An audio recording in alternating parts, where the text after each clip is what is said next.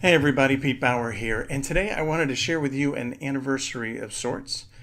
20 years ago this year, a film that I co-wrote called Ready, Willing, and Able was released. 20 years ago. The story behind making of Ready, Willing, and Able is kind of cool. My friend Jenny has been in a wheelchair since she was a little kid, and she wanted to make a movie about a hero that was in a wheelchair. So she wrote this draft of a story about a CIA agent who gets injured in the line of duty and then has to use her wheelchair going forward and comes across a conspiracy with a potential mole in the CIA and forms like a ragtag group of people who have also been kicked out of the CIA for one reason or another to go and save the day. And Jenny had written most of a first draft, but she asked me to come on and kind of help her do a rewrite. So we kind of restructured the story, kept the core of it the same. And Jenny directed it, and her husband Jeff produced it. Jeff Maynard, Jenny Gold. They run Gold Pictures. And back then in Orlando, it was kind of like a Hollywood East. Hollywood was trying to figure out if they could use that for like another major production studio area. And so there was TV production going on, but in the summer when it was really hot, they didn't, do a lot of shooting because it was so hot. So she realized that there was a lot of really good people who were not working during that time because Jenny's a really awesome business person.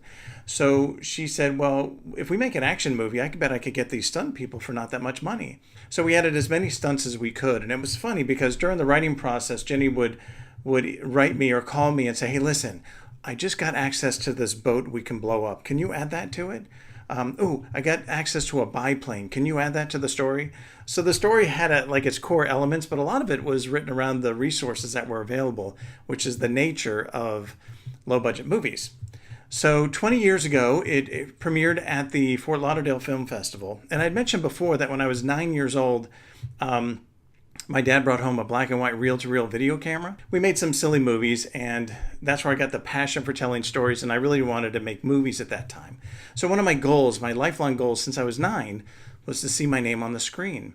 And at the Fort Lauderdale Film Festival 20 years ago, where the film screened, I got to see it with my family and my wife, and it was pretty awesome. I got to admit, I got a little choked up about that. This is actually the screenplay for Ready, Willing, and Able that we turned into a movie. And it was really cool because at one point I got to visit the set in Orlando and watch these actors actually say my lines out loud, which was really, really cool for a writer. Since then, I moved on to writing novels because I mentioned in a previous video that I have all these screenplays that I know just aren't going to get made. And then when independent publishing came out, I could turn that storytelling into novels, which is what I'm doing now. But it's been 20 years since Ready, Willing, and Able came out. I can't believe it's been 20 years. And I think they're actually going to make it available on demand at some point. When that happens, I'll let you know. It's a fun, low-budget movie.